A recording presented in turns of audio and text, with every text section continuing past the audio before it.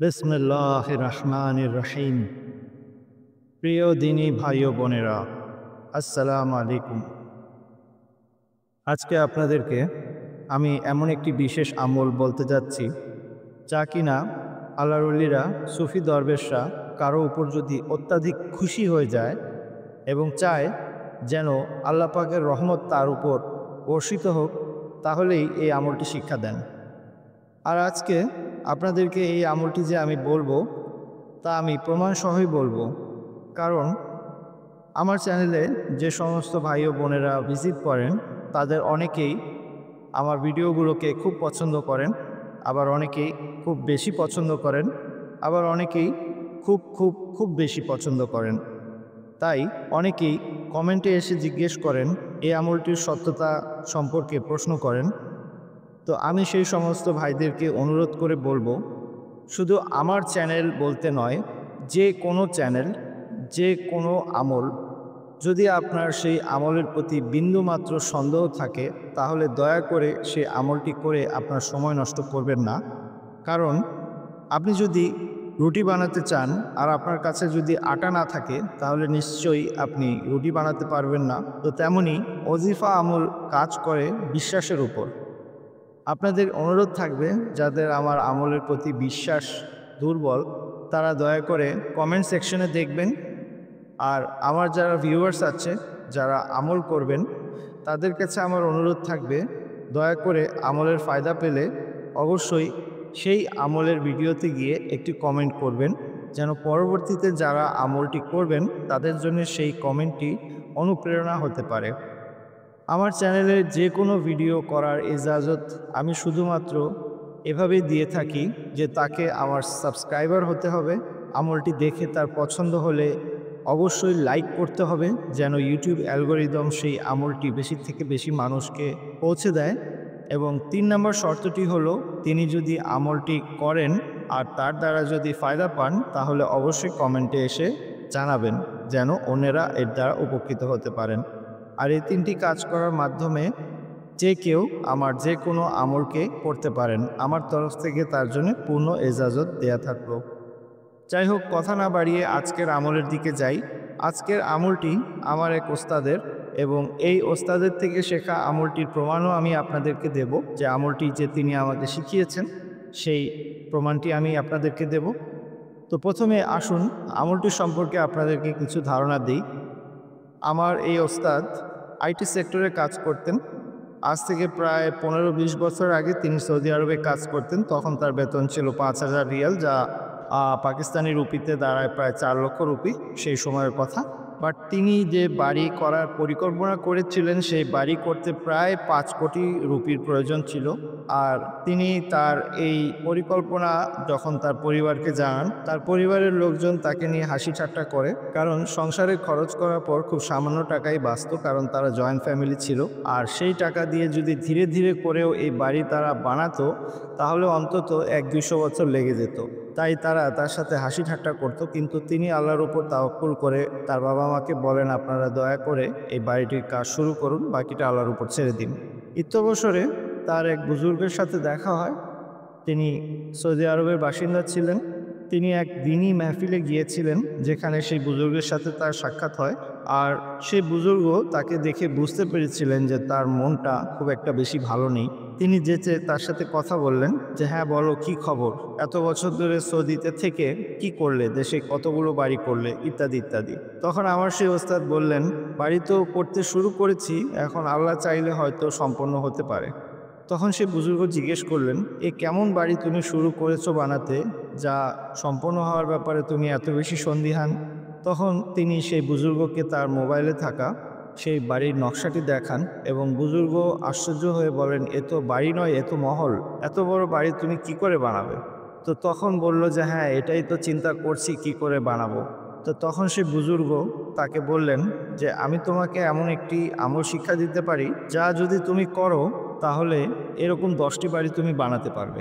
তখন তিনি বলল যে, কিন্তু আমি তো এমন একটি চাকরি করি যে আমাকে বড়সড় কোনো ওজিফা আমল করা আমার পক্ষে সম্ভব নয়। তখন সে বুজুর্গ বলল যে, তুমি কি দিনে ৩ মিনিট সময় বের করতে পারবে? বলল, মাত্র ৩ মিনিট? বলল, হ্যাঁ। তখন আমার ওস্তাদ বললেন যে হ্যাঁ নিশ্চয়ই, কেন নয়। তো তখন সেই বুজুর্গ বললেন এই আমলটি ইমাম হাসান রাদিয়াল্লাহু তাআলা আনহু, যিনি কিনা হযরত মুহাম্মদ মুস্তাফা সাল্লাল্লাহু আলাইহি সাল্লামের নাতি, ওনার কাছ থেকে এসেছে। সুফিয়ায়ে কেরাম বুজুর্গানের দিনেরা যদি কারোর উপর খুব বেশি খুশি হয়ে যায় তখন এই আমলটি শিক্ষা দেয়। এই আমলটি করার মাধ্যমে আল্লাহ পাক তাকে এত বেশি দান করেন যা তার ধারণাতীত। তখন আমার ওস্তাদ বলেন যে তাহলে আমাকে শিক্ষা দিন কিভাবে কি করতে হবে। তো তখন সে বুজুর্গ বলেন, তুমি সূরা নূহের যে বিবরণ আস্তাগফার সম্পর্কে এসেছে তা কি জানো? তিনি বললেন হ্যাঁ জানি, আস্তাগফারের অনেক ফায়দা আছে। তিনি বললেন যে তুমি কি জানো সূরা মুজাম্মিলের শেষে আল্লাহ পাক আস্তাগফার পড়তে বলেছেন? বলে হ্যাঁ তাও আমি জানি। তো তখন আমার ওস্তাদ জিজ্ঞেস করলেন তাহলে কি আমি সারাদিন আস্তাগফিরুল্লাহ আস্তাগফিরুল্লাহ বলতে থাকবো? তিনি বললেন না, বিষয়টি এরকম না। তোমাকে ঘুম থেকে উঠে এই আমলটিকে তোমাকে করতে হবে। ঘুম থেকে ওঠার পর তোমাকে ৩ বার দুরূদ শরীফ পড়তে হবে সাল্লাল্লাহু আলাইহি ওয়াসাল্লাম, আর তারপর আস্তাগফিরুল্লাহ এটা ১০ বার পড়তে হবে, আর তারপর ইন্নাল্লাহা গফুরুর রহিম, অর্থাৎ সূরা মুজাম্মিলের শেষের কথাগুলো। তো ৩ বার দুরূদ শরীফ, ১০ বার আস্তাগফিরুল্লাহ আর ৭০ বার ইন্নাল্লাহা গফুরুর রহিম। তো এই সব মিলিয়ে হয়তো ৩ মিনিটের মতো সময় লাগবে। তো আমি তোমাকে ইজাজত সহ এই আমলটি দিলাম, তুমি আমলটি করো। ইনশাআল্লাহ এরকম ১০টি বাড়িও তুমি বানাতে পারবে যদি তুমি ইচ্ছে করো। তো আমার সেই ওস্তাদ আমলটি ভালো করে লিখে বুঝে নিলেন, কিন্তু তিনি প্রথম ১-২ দিন ভুলে যান। তারপরে তিনি তার বর্ণনা অনুযায়ী তিনি যখন মজলিসে এই আমলটি সবাইকে শিখাচ্ছিলেন তখন তিনি যেভাবে বলেছিলেন সেটা উনি এভাবে বলেছিলেন যে আমি আমার থানার সাথে একটি ফ্রিজ ছিল, সেই ফ্রিজে আমি বড় করে লিখে রেখেছিলাম যে আজকে যেন আমার আস্তাগফার পড়তে ভুল না হয়। তো ঘুম থেকে উঠে কোনো ওযুর শর্ত নেই, কোনো কিছুর শর্ত নেই, কোনো প্রকার শর্ত ছাড়াই এই আমলটি।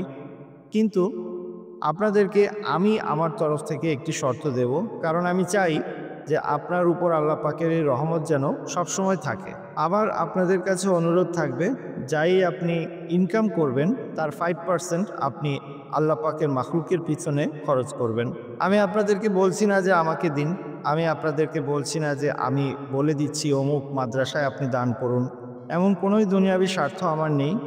আল্লাহ পাকের মাখলুক, সে একটি কুকুরও হতে পারে, একটি পিঁপড়াও হতে পারে, একটি গরিব মানুষও হতে পারে, যে কেউ হতে পারে। আপনাদের ইনকামের 5% আপনি আল্লাহর রাস্তায় দান করবেন। ইনশাআল্লাহ এই রহমত আপনার উপর এত বেশি বর্ষিত হতে থাকবে যা আপনি কল্পনাও করতে পারবেন না। আমার এই ওস্তাদ যে মেহফিলে এই আমলটি বলেছিলেন, সৌভাগ্যবশত সেই অডিওটি আমার কাছে আছে। ডেসক্রিপশনে আমি সেই অডিওটির লিঙ্ক দিয়ে দেব। যারা যারা হিন্দি অথবা উর্দু বুঝেন দয়া করে ওনার সেই কথাগুলো শুনে নেবেন। আমি যে এতক্ষণ বললাম সেই কথাগুলোর সাথে ওনার কথা মিলাবেন। আর দ্বিতীয় কথা হলো, অনেকেই ভাবেন যে উনি তো মিথ্যা কথাও বলতে পারেন, হয়তোবা আমি বানিয়ে বানিয়ে আমল বলছি। কিন্তু আপনি একটু সুস্থ স্বাভাবিক মাথায় চিন্তা করে দেখুন, আপনি এই কয়টি জিনিস সকালবেলা পড়েন, রাতের বেলা পড়েন আর না পড়েন, তাতে আমার জীবনের কি কোনো পরিবর্তন হবে? কিন্তু আপনি যদি পড়েন আপনি নিজেও অনুভব করতে পারবেন যে কথাগুলি সত্যি কিনা। তাই সন্দেহের বশবর্তী না হয়ে আল্লাহ পাকের কালামের উপর ইয়াকিন করে একবার করেই দেখুন। একজন মুসলমানের জন্য মিথ্যা কথা বলা সম্পূর্ণ নিষেধ। একজন মোমেনের জন্য তো এটা জীবন মৃত্যুর বিষয়। আর একজন আল্লাহর ওলি, সে কখনো তো মিথ্যা বলার কথা স্বপ্নেও ভাবতে পারে না। তো সুতরাং কোনো আমলের বিষয়ে কাউকে মিথ্যা বলে তাকে দিয়ে আমল করিয়ে বাস্তবিক অর্থে কারো কোনো লাভ হয় না। তাই আল্লাহ পাকের কালামের উপর বিশ্বাস করে আমলটি করে দেখুন। উনি এই আমলটি করে 1 বছরে 15 কোটি রুপির মতো আর্ন করেছিলেন। তার মধ্যে 5 কোটি রুপি দিয়ে উনি ওনার বাড়ির কাজ সম্পন্ন করেছিলেন, আর 10 কোটি রুপি পারিবারিক কাজে লাগিয়েছিলেন। সব কিছুই বিস্তারিত এই অডিওর মধ্যে আপনি পাবেন। আপনি নিজে শুনে, আমার কথা বিশ্বাস না হয় তার মুখেই শুনে নিন। তো এই হলো ছোট্ট সেই আমল, যার জন্যে আপনাকে আলাদা করে কিছুই করতে হবে না, এমনকি ওযুরও কোনো শর্ত নেই। জাস্ট ঘুম থেকে উঠে এই আমলটি করতে হবে, আর তারপরে আল্লাহ পাকের কুদরত আপনি আপনার চোখে দেখতে পারবেন। তবে যদি কেউ চান এই আমল থেকে লম্বা সময় ফায়দা পেতে, তাহলে আমি যে ফর্মুলা বললাম অবশ্যই আপনি সেই ফর্মুলাতে কাজ করবেন। তাহলে ইনশাআল্লাহ আল্লাহ পাকের রহমত আপনার উপর বর্ষিত হতেই থাকবে। তো অনেক বিষয়ে কথা হলো, ভুল ত্রুটি হলে ক্ষমা করবেন। আর এক জাতীয় ভিডিও বারবার দেয়াতে হয়তো অনেকেই বোর হয়ে যাচ্ছেন, তাই সকলের কাছে অনুরোধ থাকবে আপনাদের নিজস্ব চাহিদা অনুযায়ী আপনারা কে কোন ধরনের ভিডিও চাচ্ছেন বা কোন টপিকসের উপর আপনারা আমল চাচ্ছেন, যেগুলো আপনার জীবনের বাস্তবতা অথবা আপনার জীবনের প্রয়োজনের সাথে ম্যাচ করে, দয়া করে কমেন্টে আমাকে জানাবেন। সেই বিষয়ে আমার পক্ষ থেকে যদি জানা কোনো পরীক্ষিত বা নির্ভরযোগ্য আমল থাকে, আমি ইনশাল্লাহ অবশ্যই শেয়ার করব। আপনাদের সকলকে অনেক ধন্যবাদ। আপনাদের সকলের কাছে অনুরোধ থাকবে বেশি থেকে বেশি এই আমলটিকে লাইক করে ইউটিউব অ্যালগরিদমের মাধ্যমে এই আমলটিকে ছড়িয়ে দিন, এবং যত মানুষ এই আমল করবে তার সমস্ত ফায়দা আপনিও হাসিল করুন। আমার জন্যে দোয়ার দরখাস্ত। আসসালামু আলাইকুম ওয়া রাহমাতুল্লাহি ওয়া বারাকাতুহু।